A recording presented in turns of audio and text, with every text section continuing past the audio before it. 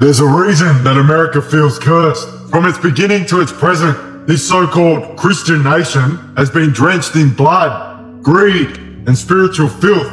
What we're seeing today, the chaos, division, addiction, violence, it isn't random, it's divine consequence. As Allah subhanahu wa ta'ala says, corruption has appeared on land and sea because of what the hands of men have earned, so that he may let them taste part of what they have done, that perhaps they will return.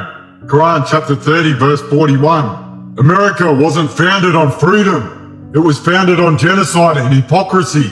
Millions of Native Americans exterminated, their land stolen, their children kidnapped into Christian schools, where they were beaten, raped, and stripped of identity. The same people quoting the Bible used it to justify mass murder. Before the US even called itself a nation, it was burning women alive during the Salem witch trials, projecting its own evil onto others.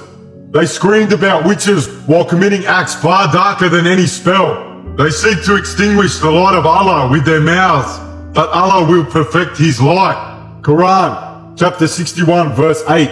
What they called purity was actually paranoia, fear, and hatred, the very foundation of their empire. Then came Mormonism, born into the same soil, mixing Christianity with paganism, polygamy, and blood atonement. These were not fringe movements. They shaped US politics and culture, from manifest destiny to God bless America. The nation began to believe it was chosen by God to dominate others. That's not faith, that's arrogance. The Prophet Muhammad warned, arrogance is rejecting the truth and looking down on people. Sahih Muslim 91. And what's more arrogant than a nation claiming God gave it the right to rule the earth, just like Israel is doing right now, and its people, the chosen ones, the very same people running America. Just look at the culture. The United States produces more serial killers than any other country in history. Over 3,000 known cases. Hollywood glorifies cannibals, serial killers, and demonic acts. It celebrates sin as freedom. Even Netflix has turned human depravity into entertainment. This isn't coincidence. This is a mirror, a reflection of the nation's inner sickness. Then the hearts of those who disbelieve became hardened after that, like stones or even harder. Quran chapter 2 verse 74. The same obsession with horror, violence, and death runs through its politics, its movies, and its streets. When a nation normalizes evil, Allah removes mercy from its heart. The American empire didn't stop at home. It expanded, invading, occupying, and toppling over 80 countries, from Vietnam to Iraq, from Iran to Libya. Millions of lives lost in the name of freedom. Their military doesn't defend, it dominates. They maintain over 750 military bases all across the world, controlling oil, currency, and governments through blood, and do not commit abuse on the earth, spreading corruption. Quran chapter 2 verse 60. And yet they call Muslims terrorists. The biggest terror organization on earth wears a suit and waves a flag. Islam forbids everything America profits from: interest, pornography, gambling, intoxication, exploitation, and oppression. So they attack it. They bomb Muslim lands, invade other nations, steal resources, and brainwash their citizens to fear Islam. They demonize hijabs, but glorify nudity. They ridicule prayer, but worship money. They want to deceive Allah and those who believe, but they deceive none except themselves, yet they perceive it not. Quran chapter 2 verse 9. America doesn't hate Islam because it's violent. It hates Islam because it's pure, because it exposes the filth that they live in. Behind the American flag lies another flag, the Zionist one. For decades, Zionist lobby groups like AIPAC have dictated US foreign policy. Presidents come and go, but the alliance to Israel never changes. Billions of dollars are sent yearly while American cities decay, poverty rises, and children die from fentanyl. You see, many of them taking the disbelievers as allies. Evil indeed is that which they have sent ahead for themselves.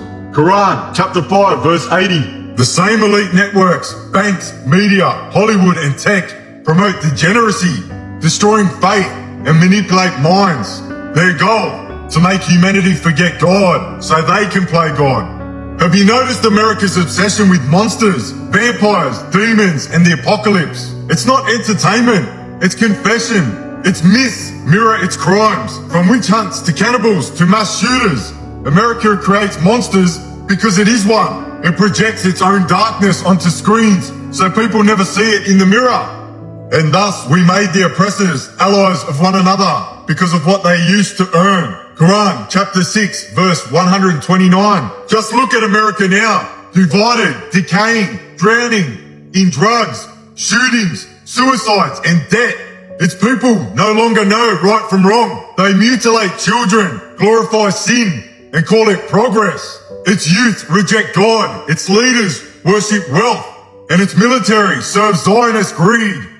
When we intend to destroy a town, we command its affluent ones, but they definitely disobey therein, so the world comes into effect upon it, and we destroy it with complete destruction. Quran, chapter 17, verse 16. That is what's happening right now. America is being destroyed, not by enemies abroad, but by the rot from within. The United States calls others terrorists, but it has terrorized the planet. It preaches morality while funding genocide. It claims to defend freedom while silencing truth. It builds idols of liberty while worshipping satanic systems. And every empire built on blood ends the same way. Rome, Babylon, Pharaoh, and now Washington. Do not think Allah is unaware of what the wrongdoers do. He only delays them for a day when eyes will stare in horror. Quran, chapter 14, verse 42. America's downfall is not political, it's spiritual. The curse it unleashed upon others has come home.